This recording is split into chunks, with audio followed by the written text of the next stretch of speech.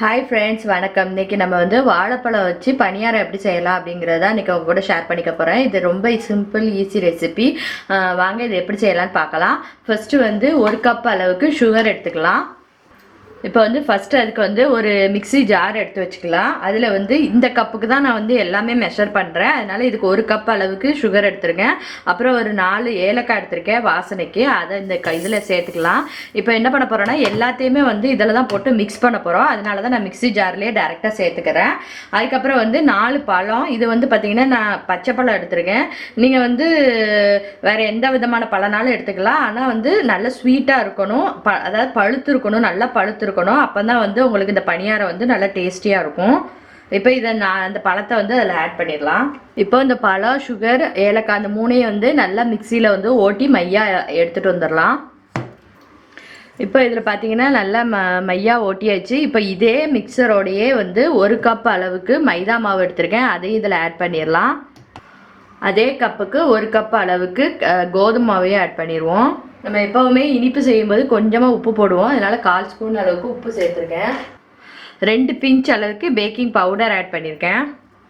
இப்போ இதையும் நல்லா ஒன்றோட ஒன்று கலக்கிற மாதிரி அடிச்சுக்கணும். தண்ணி தேவைப்பட்டுச்சுன்னா கொஞ்சம் தண்ணி சேர்த்து கொஞ்சம் பணியார பதத்துக்கு அரைச்சி எடுத்துகிட்டு வந்துடலாம்.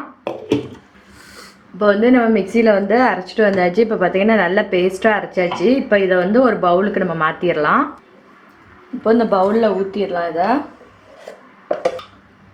இப்போ இந்த கலவையோட ஒரு 2 டேபிள் ஸ்பூன் அளவுக்கு நெய் விட்டு கலந்து வச்சிடலாம். கலந்து ஒரு 10 நிமிஷத்துக்கு ஊறட்டும். ஊறினதுக்கப்புறமா நம்ம பணியாரம் விட்டு எடுக்கலாம். இப்போ இது ஒரு 10 நிமிஷம் ஊறுறதுக்குள்ளே நம்ம கொஞ்சம் தேங்காய் இந்த மாதிரி பொடிசாக கட் பண்ணி வச்சுருக்கேன். இது ஆப்ஷனல் தான், உங்களுக்கு வேணும்னா நீங்கள் போட்டுக்கலாம். இதையும் அப்புறம் கொஞ்சம் முந்திரி பருப்பை இந்த மாதிரி பொடிசாக ஒடிச்சு எடுத்து வச்சுருக்கேன். இதையும் நம்ம நெய்யில் வறுத்து இதில் ஆட் பண்ணிக்கலாம். சாப்பிடும்போது கொஞ்சம் க்ரன்ச்சியாக இருக்கும். அதுக்காக இப்போ இதை நெய்யில் வறுத்துட்டு வந்துடலாம். இப்போது இது ஒரு கடாயை அடுப்பில் வச்சு கொஞ்சமாக நெய் விட்டுக்கோங்க. நெய் விட்டுட்டு இப்போ முதல்ல தேங்காயை இதில் போட்டுக்கலாம். இது தேங்காய் கொஞ்சம் ஃப்ரை ஆனதுக்கப்புறம் இது கூடயே நம்ம முந்திரி பருப்பையும் போட்டு ஃப்ரை பண்ணிக்கலாம். இப்போ இது கூட முந்திரி பருப்பையும் போட்டு லைட்டாக ஃப்ரை பண்ணிக்கலாம். இப்போ இதையும் அந்த மாவில் கலந்து ஒரு 10 நிமிஷம் கழித்து நம்ம பணியாரம் ஊற்றலாம். இப்போ பணியாரக்கெல்லாம் காய வச்சாச்சு. எல்லா குழிலையும் கொஞ்சம் எண்ணெய் விட்டுக்கோங்க. இப்போ எண்ணெய் கொஞ்சம் ஹீட் ஆனோன்னா நம்ம பணியாரத்தை ஊற்றிடலாம்.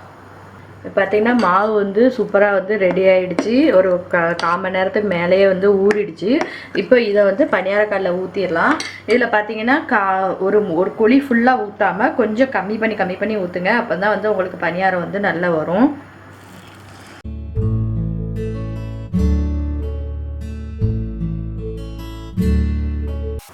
இப்போ இதை மாற்றி போட்டு பார்ப்போம், வெந்துடுச்சான்னு பார்க்கலாம்.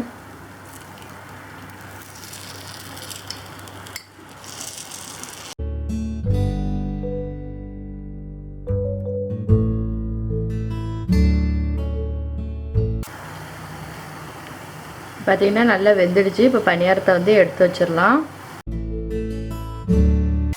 இப்போ இதே மாதிரி மற்ற மாவையும் ஊற்றி எடுத்துடலாம்.